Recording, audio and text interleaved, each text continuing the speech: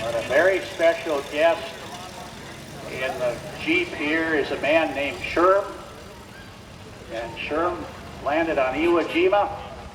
So we want to thank him for his service, and we want to give him a round of applause. Thank you very much.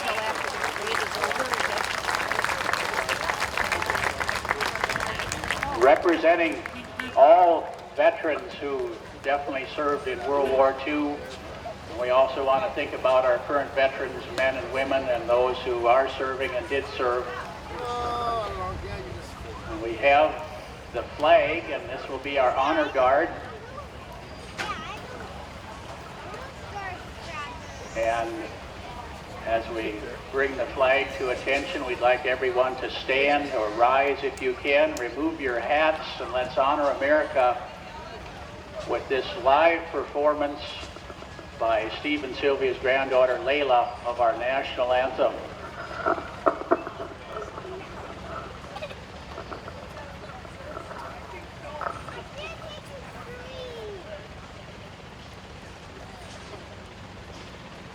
Oh, say, can you see by the dawn's early light what so proudly we hailed at the twilight's last gleaming, whose broad stripes and bright stars through the perilous fight o'er the ramparts we watched were so gallantly streaming, and the rocket's red glare, the bombs bursting in air, gave proof through the night that our flag was still there. Oh, say does that star-spangled banner yet wave o'er the land of the free and the home of the brave?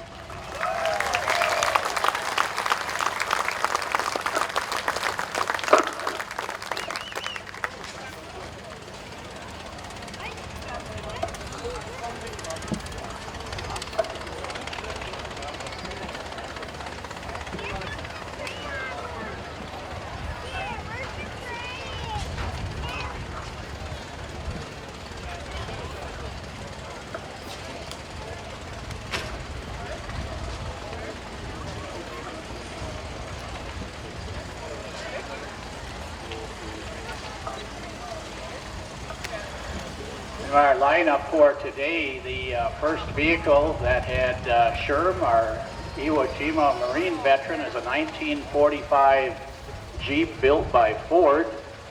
And the second vehicle that had the flag is a 1942 Scout car, they call it. And again, we have a nice little Camp Hastings military interpretation over here, kind of on the west side of the grounds. Lots of old military memorabilia.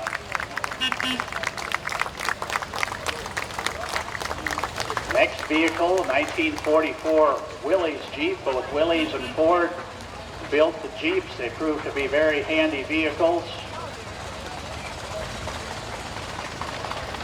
And then 1942 Dodge utility vehicle.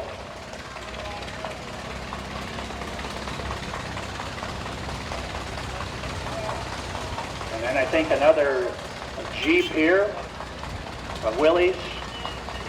And then the Burma Jeep from 1942. And then at the end is a Sherman tank from 1942. I believe it's powered by a large Continental gas engine.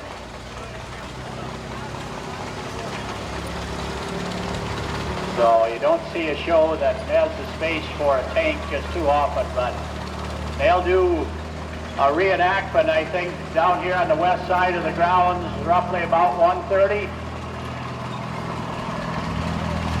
So when they're making making the sounds. They're shooting blanks, so no live ammunition, but shooting blanks. So John Deere is the feature here at the show. They've got a 60 that's got some nice contrasted paint. They've got yellow spark plug covers and yellow headers, yellow belt plate cover. Early 60 with window wheels.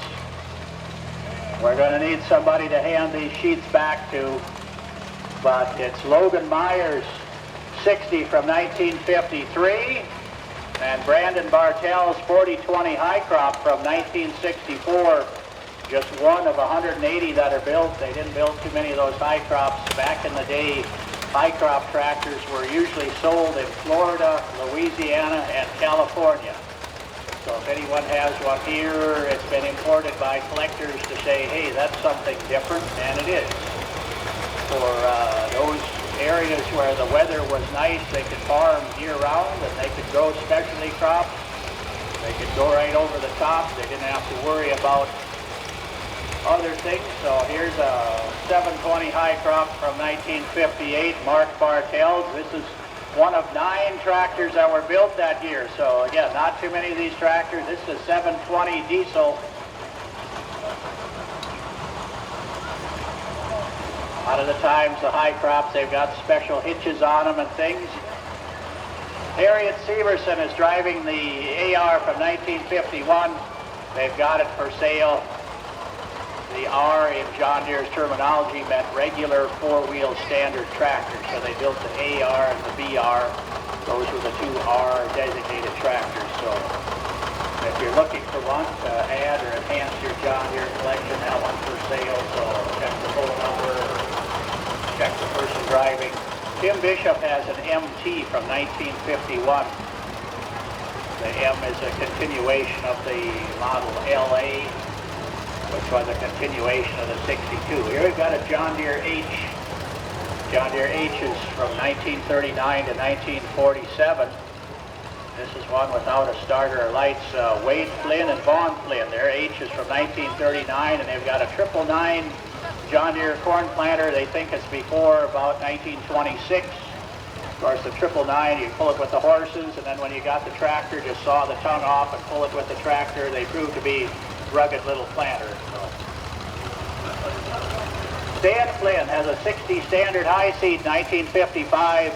They kind of built those in a couple different versions. Some were low seat, some were high seat. So you got a John Deere. It's got some of the current John Deere spray can paint. It turns blue. Corey Flynn, 1940A. Cut down wheels. No, that has the flat spokes. They're cut down. Some F&H wheel weights. He'd probably be doing some pulling later today. Big tractor and truck pull starts 4:30 this afternoon. Stan Flynn has a GM from 1945. John Deere put the M designation on this tractor that said that allowed them to get a little more material during the war so they could build it. Built the GM from 1941 to 1947. Here's an 830 from Richard Bauer. 1959, last of the big 2-cylinder tractors. Richard from Hastings here, shipped to Regina, Saskatchewan in April of '59. John Deere was extremely good in keeping records of where their tractors were shipped after they were built. I don't think any other company did that, but John Deere did it the best. So Jerry Kimmis has a 4020 from 1964. It says on the paper he spent over $18,000 just fixing the motor. So when you're looking for parts and pieces, I got to have the official John Deere stamp on them. It can get kind of pricey. So nice John Deere B with a French and Hex spoke wheel. Jim Schroet, his B is from 1936. Says on the paper, been in the family for 42 years.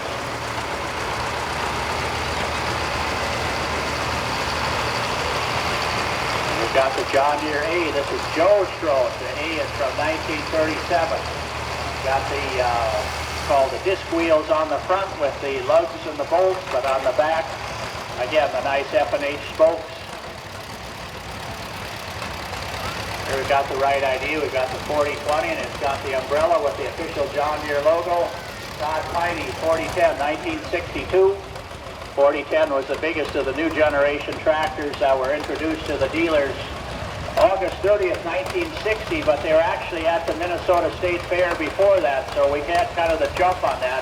Jim Quirk 730 diesel is from 1960, has the wide front axle, the 3-point. We've got an industrial.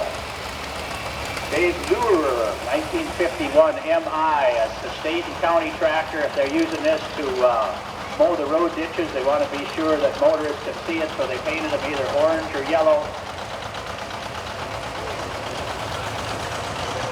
Gordy LaFave's M from 1948, and a John Deere disc put to the John Deere special hitch. John Deere, avoiding the Ferguson patent, they had kind of a lifting device on the back of those tractors. It wasn't really a 3-point, and they had to be careful not to infringe on anybody's patents, whether it was Ferguson's 3-point or Alice's snap coupler or Case's eagle hitch, so they had to make up their own. Ray Rapp has an A from 1934. The first A's had the open fan shaft, as this one does. The tractor was originally on steel. It's been cut down, so the steel wheels had round spokes. They cut them down for a rim. The rear wheel's been cut down for a rim. Eric Arndt from Mazeppa. Eric and his family, they've helped us in the information booth. 1959 730 LP. Again, they didn't build just too many of those, so seeing an LP tractor, I think the LP fuel was a component of refining, and there were places where it was popular. LP tractors usually ran pretty clean, so they didn't have any carbon in the fuel to make the oil black, so the oil stayed new looking. Waterloo Boy. When John Deere bought the Waterloo Gas Engine Company in 1918, the Waterloo Boy tractor came with it. They built several series of the Waterloo Boy tractors, and in April of 1920, the Waterloo Boy has the distinction of completing the first test at the University of Nebraska testing laboratory when they got that developed. Said a lot of Waterloo Boy tractors were recycled during World War II, so good to see him around. Dan Reese has a B from 1942. Looks to be an original shape. Got what's called the skeleton wheels on the back. Got the two-bottom John Deere floating tail wheel plow. Got the cast iron frame. Needs to go find some sand. I wonder where a person could find some sand. You locals know where the sand is. We're standing right on top of it. Drop that plow in and 2 rounds and you'll have her shined up. A little bit of an update to the 4020. They put the turbo and the aftercooler and the intercooler and the turbocharger and everything else, and got the 4320. Kevin Weber, owner is Jim Weber, passengers great-grandson Greg. So 4320s, they'll still do a day's work. I know a Mennonite family down by Claremont, they still have one, use it on the silo blower, use it at different places, but bring it through and run it through the freight. It's over now. Another tractor from Eric Arndt's collection, and Bruce Pearson's doing the driving today. A 2010 diesel. He's not sure what year it is, somewhere between 61 and 63, but the 2010 was the second. They had the 1010, 2010, 3010, and 4010. Now here we've got an H, and just what does the tractor do? It's go out and cultivate.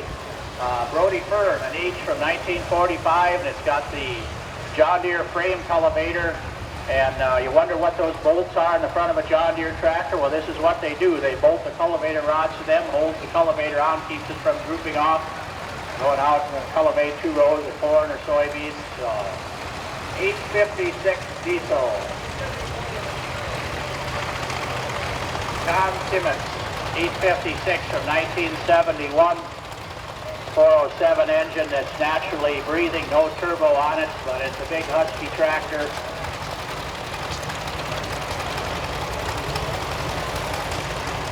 Cameron Sywick, Dave Sywick's grandson, Co-op E3. The Co-op E3 was built by Cockshut up in Brantford, Ontario for United States market. They painted it this orange color. Otherwise it's the same as the Cockshut 30, except for the paint. All the physical attributes and things are the same. Sean Sywick, another Dave Sywick grandson, the Super 55 restored by one of the Bowers.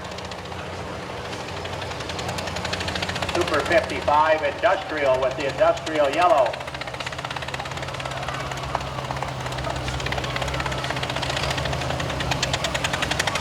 Ellie Bowden has an Oliver 880. The Oliver 880 came out 1958 or thereabout, and Oliver changed the color a little bit. Now the color is known as meadow green and clover white. We've got Sammy Sywick and Jubilee from 1953. They were also known as the NAA. They were known as the NAA after 1953. Got a nice Farmall C from 1948. Colin Baker, been in the family since new. The C is the tractor that replaced the Farmall B. So in late 47, I think they introduced the C. You sat up higher, you could slide the wheels in and out. A little more driver comfort. You didn't have to have such a big, wide tractor.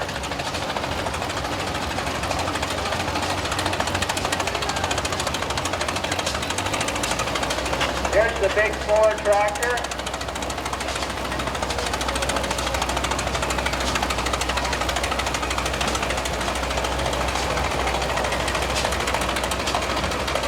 Alan Severson's doing the driving. I believe this is the big Ford that belongs to a little log house. Glenn Westfall has his 2040 case from 1913. Some of the first 2040s were built under the Patterson patent, and then there was Davis was involved, and there's a story about a 2040 case in the very latest issue of Farm Selector. Mine comes in the mailbox, the pictures up in the newsstand. The other tractors from the Little Log House collection. This is a 1911 Fairbanks Morse tractor. The device on the front is an early device in the development of a radiator that is called a screen cooler. The warm water goes up to the top, it runs down the screen, and it's hopefully that it's cool by the time it runs down there. The 15 horsepower on the drop bar, 25 on the pedal. Fairbanks engine sitting in a tractor frame, but it's 108 years old this year, so it's been around over a century. Joe is the engineer here. He's driving the Markmar 3060. 30 horsepower on the drawbar, 60 on the belt. Instead, took 4 men and a boy to turn the big flywheel to get it started. Makes a lot of noise. Puffing and clanking and growling and everything, but still operating, going through the parade, so check it out.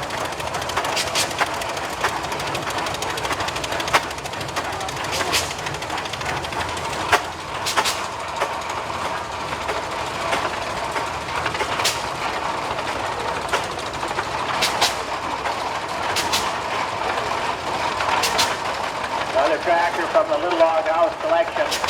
This is a smaller version of the Altman Taylor. I think this is a 2245. The bigger version was a 3060. There's not too many of these small ones that are around, so that's why it's kind of unique. Altman Taylor's trademark was the starved rooster, because after the grain went through their separators, there wasn't anything left for the chickens to scratch for.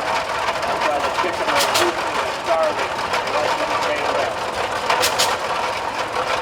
Rooster's grandkids got a Magnet Track Future, 15 horsepower engine.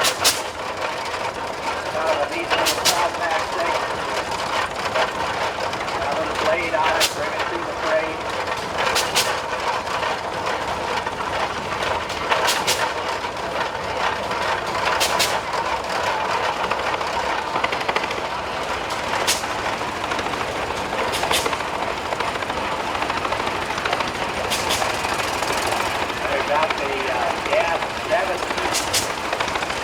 Introduced the Gas 70 in 1933, and they built it until 37. Only 266 of these Gas 70s were built, so he's got a plastic sheet there with all the information. But one of the things it probably did was pull a grader. Somebody upgraded this old grader with truck tires, but it would have had great big steel wheels, but you definitely needed to be a man to run all the wheels to adjust the blade to do a good job on your township road, or if you're building up another road, you have to know which way to move the dirt to do a good job so it is drained right. Otherwise you get fired. Single cylinder Rumley, I think this is a 1530. It's a Rumley heavyweight because it has the channel iron frame.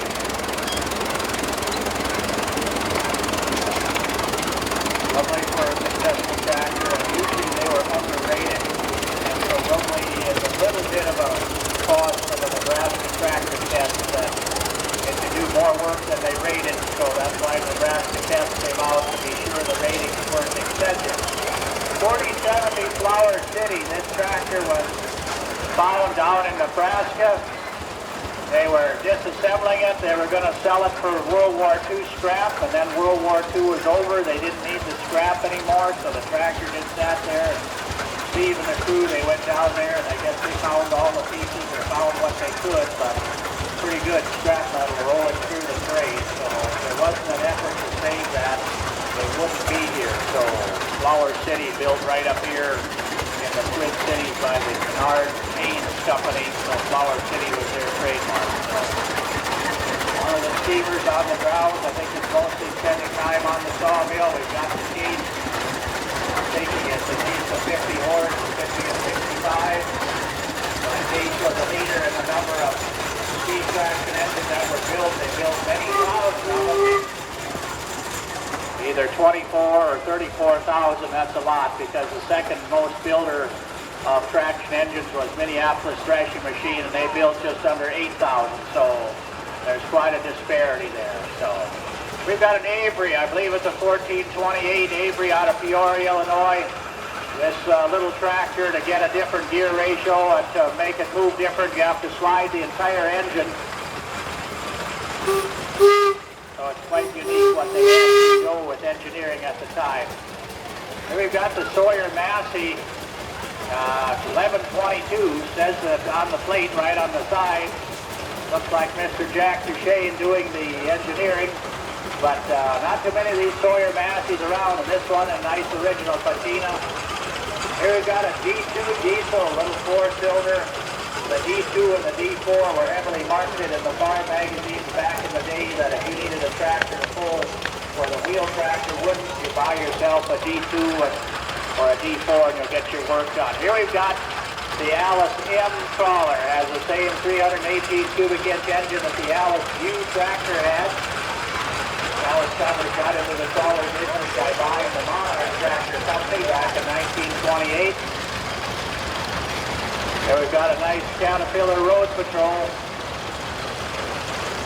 This one is gas powered because it's got the carburetor on it. Looks like it's a four-cylinder. Sometimes this equipment was retired because it was just old. Nick July owns the 1932-35 gas Caterpillar. Nick and the family are from my area. They're from West Concord. West Concord is celebrating survival days. I think he and I will survive by coming up here to Hastings and seeing the iron better than staying in town. Another one from Nick July. This is a Model 20 gas tractor Caterpillar. Got the original patina to it. Caterpillar was a combination of the Holt and the Best companies, and the early ones, they had the big brass plates behind the seat showing all the patents that were theirs and other pertinent data as well. Leonard Fox has a Super 66 from 1955. When Oliver brought the Supers out, they eliminated the engine side covers, but all of the tractor was green, even the wheels. January of 57, they went back to red wheels for the Supers. Bob Roddy has a 66 from 1949. 1951, excuse me. 66 is the four-cylinder, and the 77 and 88 were six-cylinder. Mr. Kurt Piper drives for the Rice County Steam and Gas. They're giving away this Super C on Sunday, September 1st. Get your tickets anytime before that, and you could come away with that tractor. Here's a nice looking F20. This is the blue-gray they were before November 1st of 1936. Jacob Roddy F20, it's got the cut-down wheels in the back. It's got the F&H spokes. It has the field change governor. It has the universal replacement cylinder head. I could go on and on and on, but time is limited, so. Nice 770 Oliver with the flat fenders, the checkerboard grille, a nice metal emblem on the side. Pete Joseph 770 from 1960, and everything like that. There's lots to see and do here. Enjoy yourself. Thank you for coming out. We hope you have a good time.